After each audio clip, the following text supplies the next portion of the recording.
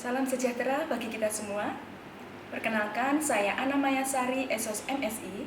Saya dosen pengajar pada program studi Administrasi Negara, Fakultas Ilmu Sosial dan Ilmu Politik Universitas Surakarta.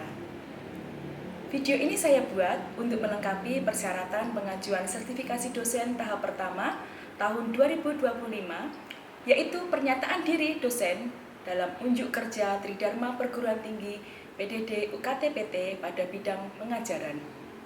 Untuk video pembelajaran kali ini, saya akan mengajarkan mata kuliah Manajemen Pelayanan Publik dan Anti Perundungan yang berbobot 3 SKS dengan kode mata kuliah SIA 530, merupakan mata kuliah wajib pada program studi Ilmu Administrasi Negara. Dengan menggunakan metode pembelajaran secara luring. Pembelajaran secara luring dilakukan di dalam kelas dengan metode active learning, yaitu dengan model ceramah, interaksi, diskusi, dan tanya jawab. Dalam ceramah menggunakan sarana PowerPoint. Capaian pembelajaran kelulusan pada mata kuliah Manajemen Pelayanan Publik dan Anti Perundungan, kemampuan bidang khusus yaitu KK 1.1, mampu merancang alokasi sumber daya alam, manusia, modal, dan sosial untuk peningkatan efektivitas dan efisiensi sistem administrasi. KK 1.2, mampu bekerja sama dalam tim yang multidisiplin. KK 8.3, mampu memfasilitasi dialog dalam lembaga dan antar kelompok lembaga pemangku kepentingan dan tata kelola administrasi untuk mendukung proses perumusan dan keberlanjutan kebijakan yang melibatkan peran serta masyarakat. Untuk capaian pembelajaran mata kuliah Manajemen Pelayanan Publik dan Anti Perundungan, yaitu CPMK 1, mampu menginternalisasi administrasi negara dan terampil dalam mengimplementasi efektivitas dan efisiensi dalam tata kelola administrasi dan proses penyelenggaraan pemerintahan dan pembangunan. CPMK 2, mampu mengembangkan tata kelola administrasi negara dan mampu mengkaji tentang kebenaran sejarah negara dan sistem pemerintahan secara komprehensif. CPMK 3, mampu menemukan sistem dan kebijakan pemerintah Republik Indonesia dibanding dengan sistem dan kebijakan pemerintahan negara lain, serta mengkaji hubungan ilmu administrasi negara dengan ilmu lainnya, serta dapat membuat kesimpulan tentang implementasi sistem administrasi negara Republik Indonesia dengan memberikan berbagai rasionalitas. CPMK 4, mampu mengkaji sistem administrasi negara Republik Indonesia dari sisi dimensi pengembangan sistem administrasi negara Republik Indonesia dalam kerangka pembangunan penyelenggaraan negara. CPMK 5, mampu mengimplementasikan sistem administrasi negara Republik Indonesia dalam kerangka pembangunan nasional maupun dalam mengimplementasikan posisi dan peran sistem administrasi negara Republik Indonesia. Mari kita simak video pembelajaran saya. Pagi teman-teman semuanya. Kita ketemu lagi ya di semester kali ini di mata kuliah Manajemen Publik dan Anti Perundungan. Bagaimana kabarnya teman-teman semuanya? Oke, luar biasa. Oke, sebelum kita mulai perkuliahan pada pagi hari ini, terlebih dahulu kita berdoa sesuai dengan agama dan keyakinan kita. Berdoa mulai. Selesai. Terima kasih. Baik, sebelum masuk perkuliahan pada pagi hari ini, Ibu ingin menyampaikan suatu kontrak perkuliahan seperti awal perkuliahan di semester-semester sebelumnya ya, karena kita akan sampaikan kontrak perkuliahan selama 1 semester. Yang pertama, perkuliahan online. Jadi tepat waktu ya, sesuai jam perkuliahan. Nanti untuk perkuliahan Ibu berikan kelonggaran waktu di bawah 10 menit. Jadi lebih dari 10 menit masuk kelas dinyatakan tidak boleh mengikuti perkuliahan. Karena apa? Akan mengganggu jalannya perkuliahan. Yang kedua, 80% kehadiran selama 1 semester. Lebih dari 80% dari kehadiran kita memberikan nilai disesuaikan dengan pembelajaran kurang dari 80%, kita anggap diskualifikasi dan tidak bisa mengikuti ujian akhir semester. Kemudian yang ketiga, ketika waktu perkuliahan mahasiswa memakai pakaian rapi, sopan selama mengikuti perkuliahan di kontrak perkuliahan kita semester kali ini, yaitu mahasiswa ketika mengikuti perkuliahan HP diharap masuk tas atau di silent ya, supaya tidak mengganggu jalannya kerja. Oke? Setuju teman-teman? Setuju. Luar biasa. Terima kasih. Di sini untuk presensi, teman-teman, ada sudah semuanya? Oke, karena presensi menjadi hal yang penting ya, karena presensi itu nanti akan mengukur kalian berapa pertemuan kalian selama satu semester mengikuti perkuliahan di mata kuliah ini. Oke, baik. Sebelum masuk ke materi, saya ingin tanya dulu, karena kita di mata kuliah manajemen pelayanan publik dan anti perundungan. Dari teman-teman di sini, ada yang tahu apa itu publik? Ada yang tahu publik? Sekumpulan massa. Massa. Oke, keren, bagus. Ada lagi? Ya, Mas? Saya tahu dari waktu yang bilang kerumunan. Kumpulan? Kerumunan. Oh, ya, keren. Dengan Mas siapa ini? David. Ya. Ada lagi, Pak? Ya tadi? Organisasi. Organisasi. Ya, bagus sekali. Ada mungkin yang berpendapat lain tentang apa itu publik? Ya enggak? Kelompok. Ya, bagus. Keren semuanya. Jadi di sini dari sudut pandang kalian tentang pemahaman dari suatu kata publik.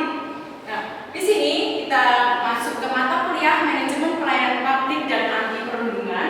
Di pertemuan kali ini fokus kita pengajaran, kita membahas tentang apa itu publik. Nah, kita masuk di sini pengertian publik. Publik adalah kumpulan orang yang memiliki minat dan kepentingan yang interest sama terhadap suatu isu atau masalah. Jadi di sini ada beberapa kumpulan, baik itu secara langsung maupun tidak langsung, yang memiliki minat, kepentingan. Ada pendapat lain tentang publik. Di sini teman-teman tadi sudah mengartikan ya, ada yang mengartikan publik itu disebut dengan massa, ada yang disebut dengan kelompok. Ini pemahaman dari teman-teman di sini. Nah, sedangkan di sini mempunyai perbedaan. Ada perbedaan publik, massa, kerumunan, kelompok, dan organisasi. Di sini kita akan membahas di pertemuan kali ini publik. Tadi sudah sempat disinggung ya bahwa publik itu adalah sekumpulan orang. Nah, di sini ada pemahaman pengertian lain tentang publik. Suatu tempat yang sama yang mempunyai tujuan yang lebih terarah, pandangan terhadap masalah dan menentukan sikap untuk menentukan pilihan. Bisa dipahami dari kalimat di sini? Bisa? Seperti yang saya contohkan, berita yang sedang saat ini tren baik di media massa maupun media elektronik, adanya kasus ijazah. Nah, mendengar ya, sudah menjadi trending topik yang berita tentang ijazah yang beberapa waktu sempat berkembang pemberitaan tersebut, dan ada berbagai tanggapan, respon dari beberapa orang yang memberikan masukan, ada yang mendukung, ada yang bahkan mencaci dari peristiwa tersebut. Nah, apakah mereka orang-orang tersebut ada dalam satu tempat? Dalam pemberitaan tersebut, orang-orang yang berpendapat dari suatu kejadian, dari suatu peristiwa yang memberikan respon tanggapan itu bisa lewat media massa, lewat media elektronik. Itulah orang-orang tersebut yang dinamakan publik. Jadi yang masuk di dalam suatu masalah atau isu atau peristiwa tersebut. Saya dipahami ya dengan pemahaman dari publik. Nah, tadi ada yang menyebutkan publik itu massa. Dan di sini massa mempunyai arti tersendiri,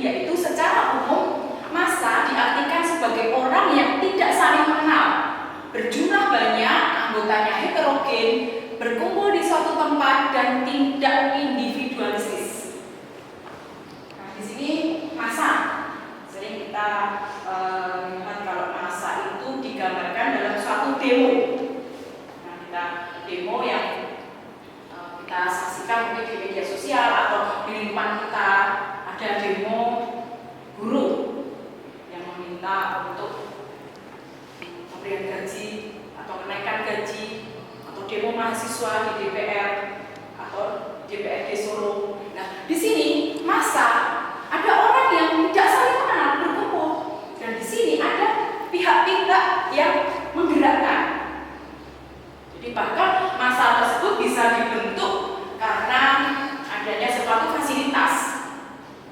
Jadi orang tersebut diberikan fasilitas untuk ikut demo, mengikuti kegiatan pada saat itu berkumpul. Sudah kadang-kadang tidak tahu maksud dan tujuannya, yang penting ikut masuk dalam kerumunan tersebut, dalam suatu massa tersebut. Jadi sebenarnya tidak individualis. Beda lagi kalau tadi ada yang menyebutnya dengan kerumunan, ya Mas ya, tadi ada yang menyebutkan dengan kerumunan. Kerumunan dapat diartikan individu yang bergabung atau menghimpunkan diri untuk menghubungi sesuatu. Kerumunan lebih mudah dihasut. Nah, di sini gerakan oleh massa dan pabrik hampir sama tadi antara kerumunan dengan tadi apa? Massa. Ya, kalau massa beda ya, pengertian massa atau dimasak. Apa dimasak? Jajan. Ada kejadian massa ya. Beda lagi dengan pemahaman kalau massa itu tambah di. Di sini kita jelaskan lagi di sini pengertian kata kerumunan. Nah, kerumunan di sini supaya bisa lebih dipahami tentang suatu kejadian, tentang suatu peristiwa, semisal kita berada di jalan, mendengar suatu teriakan atau mendengar suatu insiden copet. Si korban yang mengalami kejadian spontan, dia pasti teriak copet. Nah, spontan orang-orang yang ada di sekitar korban tersebut pasti spontan langsung datang berkerumun. Bahkan kalau kita menyaksikan di lingkungan sekitar kita, itu dengan spontan juga orang-orang merespon dengan main dia memberikan akhir sendiri di dalam suatu kejadian tersebut. Nah, itu dinamakan suatu kerumunan. Karena apa? Mudah dihasut. Tapi karena suatu peristiwa tersebut, orang yang datang ikut mengadili tersebut tidak tahu persis duduk permasalahannya. Kadang-kadang karena hasutan dia cuma ikut-ikutan menghadap sendiri. Nah, di sini ada beberapa pengertian pemahaman dari antara pabrik, antara massa, kerumunan. Tempat ada lagi pengertian tadi ada yang menyebutnya apa Mbak tadi? Siapa yang menyebutkan? Kelompok. Ya. Oke, bagus sekali di sini. Pemahaman pabrik itu adalah suatu kelompok. Nah, sedangkan kelompok di sini adalah sekumpulan orang yang mempunyai tujuan dan ikatan yang mempersatukan mereka. Di sini ada suatu kelompok, misalnya pecinta alam. Kita bisa mempunyai gambaran ya, satu komunitas atau suatu kelompok goes yang mempunyai apa di sini? Tujuan, ikatan yang mempersatukan mereka, sama-sama mempunyai hobi, kesenangan, bahkan mempunyai suatu tujuan. Misalnya nanti kegiatan kita pengennya minggu depan ini ya, tapi hanya suatu batas di dalam biasanya komunikasinya lewat WhatsApp. Jadi karena mempunyai satu tujuan, tapi tidak ada ikatan resmi ataupun tidak ada struktural. Ada pun lagi tadi yang menyebutkan pemahamannya organisasi, ya keren, bagus. Organisasi, massa, kerumunan, kelompok, nanti ada organisasi. Dia menyebutkan pabrik itu organisasi.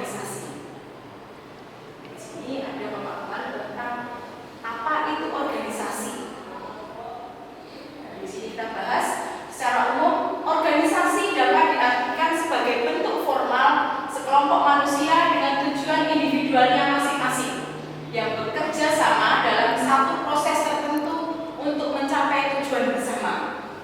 Nah, di sini kalau organisasi biasanya sifatnya apa? Terstruktur. Ada strukturnya, ada aturannya. Contoh, kalau organisasi apa? Ada yang tahu organisasi? Vokasi. Jadi mempunyai tujuan yang sama, mempunyai ada strukturnya, ada planningnya, program kerjanya, dan ada terstruktur. Jadi kita bisa memahami dan membedakan ya dari beberapa tadi. Kebetulan teman-teman sudah saya katakan tentang pemahaman apa itu tentang pabrik. Ada yang menyebutkan massa, ada yang menyebutkan kerumunan, ada yang menyebutkan kelompok, organisasi. Di sini mempunyai arti, mempunyai pendapat dan makna yang berbeda. Nah, oke, selanjutnya pengertian pabrik ditinjau dari beberapa aspek. Jadi, pabrik itu tidak hanya dalam satu pemahaman saja, tapi dapat pengertian di sini satu pengertian pabrik secara kuantitatif. Apa sih pengertian pabrik secara kuantitatif? Secara kuantitatif, pabrik ditandai dengan jumlah pabrik itu. Dengan demikian, pabrik itu lebih dari satu orang yang mempunyai minat yang sama mengenai suatu masalah sosial. Pabrik kuantitatif, kuanti, ngarep pada apa? Jumlah. Jadi jumlah orang-orang yang ada, yang mempunyai tujuan, yang mempunyai maksud, dan diukur dari kuantitatif. Kedua, aspek yang kedua, pengertian pabrik secara geografis. Pabrik diartikan sebagai sejumlah orang yang berkumpul bersama-sama di suatu tempat. Dengan demikian, pabrik ditandai dengan wilayah tempat pabrik itu berada atau bertempat tinggal secara serta mempunyai minat yang sama mengenai suatu permasalahan sosial. Di sini jadi belum lama contoh tentang pabrik geografis. Geografisnya apa? Tentang suatu daerah, peta. Kita melihat atau akan mendengar berita belum lama di Boyolali ada nggak overload produksi susu? Ada yang tahu? Lewat media sosial, Instagram, TikTok, di jalan utama titik 0 Boyolali, susu sampai untuk mandi ya. Nah, di sini menjadi trending topik karena apa sih kendalanya di sini? Karena overload, produksi susu overload, sedangkan dalam proses penjualan pemasarannya terbatas. Sini yang menjadi masalah di sini tentang pabrik secara geografis itu adalah orang-orang yang berada di daerah tersebut yang merasakan adalah petani atau peternak susu di Boyolali. Nah, apakah itu berdampak di wilayah Solo, Sukoharjo, Sragen? Ya. Karena yang memproduksi yang kita kenal adalah sebagai kota susu itu mana, Pak? Nah, di sini kita bisa pengertian pabrik yang secara geografis. Jadi fokusnya di daerah tersebut. Yang berdampak adalah di wilayah Boyolali. Berikutnya yang ketiga, pengertian pabrik secara psikologis. Pengertian pabrik secara psikologis. Sekarang psikologis pabrik diartikan sebagai orang-orang yang menaruh perhatian yang sama terhadap suatu masalah yang sama, tetapi tidak bersangkut paut dengan tempat mereka berada. Psikologis, dengan suatu perasaan, suatu empati, sehingga pendapat umum kita tentang suatu kejadian yang sedang gemar, sedang melanda di dunia, perang antara Israel dengan Gaza. Ada yang mengikuti berita tersebut? Kejadian pertama, Israel menyerang Gaza di Palestina. Sama kejadian waktu tersebut juga Israel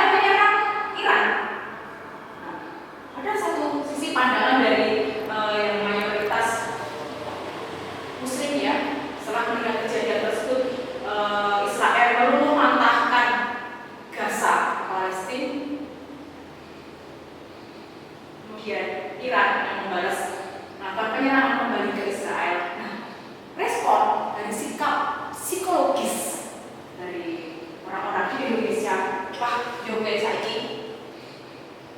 Ada lagi yang mungkin dari paham orang-orang tertentu kayak ikut berempati, ikut merasakan dengan kejadian tersebut. Nah, itu yang bagian. Sedangkan mungkin dari saya sendiri, saya warga negara Indonesia, tidak menjadi korban dari Gaza Palestina, tapi kita ingin merasakan bagaimana ketika kejadian tersebut terjadi di negara kita. Itu bagian dari empati. Kita respon dengan psikis kita, merasakan bagaimana kondisi ekonomi, kondisi keluarga yang hancur. Nah, itu bagian dari pengertian publik secara psikologis. Nah, dari beberapa tadi yang sudah kita bahas, kita merangkai beberapa pengertian dari publik yang publik ada secara biologis, secara psikologis. Nah, ini di sini apa sih? Kita pernah mendengar opini publik atau pendapat umum, memahami pendapat umum atau opini publik. Pendapat umum atau opini publik merupakan akumulasi citra yang tercipta atau diciptakan oleh proses komunikasi. Jadi di sini pendapat umum, bagaimana sesuatu kejadian tersebut, kejadian, peristiwa, isu yang kita dengar dan menjadikan suatu pembahasan yang kita bisa melihat secara langsung di media sosial ya. Mungkin sering keluar di Instagram kita mengikuti beberapa media, mungkin surat kabar tapi online ya, kita menyaksikan satu berita yang berkembang tadi. Nah, menjadi suatu opini, suatu pembahasan, pendapat tentang suatu kejadian tersebut. Unsur-unsur pendapat umum atau opini publik itu ada pendapat mayoritas, pendapat minoritas, dan pendapat seorang elit. Pendapat mayoritas. Mayoritas itu secara apa? Mayoritas umum. Secara umum, kalau minoritas dulu tadi sempat saya singgungkan tadi pendapat mayoritas. Mayoritas orang-orang yang berada di dalam lingkup kejadian perang tadi. Bagaimana tentang unsur-unsur pendapat umum, opini publik. Ada pendapat mayoritas, pendapat minoritas, pendapat seorang elit. Tentang kejadian tadi sempat saya sebutkan, saya ceritakan kejadian kasus di Israel yang menyerang Iran. Nah, di sini mayoritas yang melihat kejadian tersebut memberikan respon, memberikan tanggapan. Mayoritas di sini, publik di sini yang memberikan pendapat. Minoritas, ada kalau tadi dengan saya berikan gambaran dengan mayoritas tadi dengan orang-orang yang membaca dan berita tersebut. Kalau minoritas dari orang-orang karena yang diserang ini kaum muslim, tadi sempat saya bukan memberikan empati ya, tadi psikologis ya, tapi di sini pendapatnya minoritas orang-orang dalam hal tersebut memberikan tanggapan orang tertentu, ada yang mendukung, ada yang mengecam, itu bagian dari minoritas. Beda lagi dengan pendapat seorang elit. Beberapa hari yang lalu presiden kita memberikan respon tentang seorang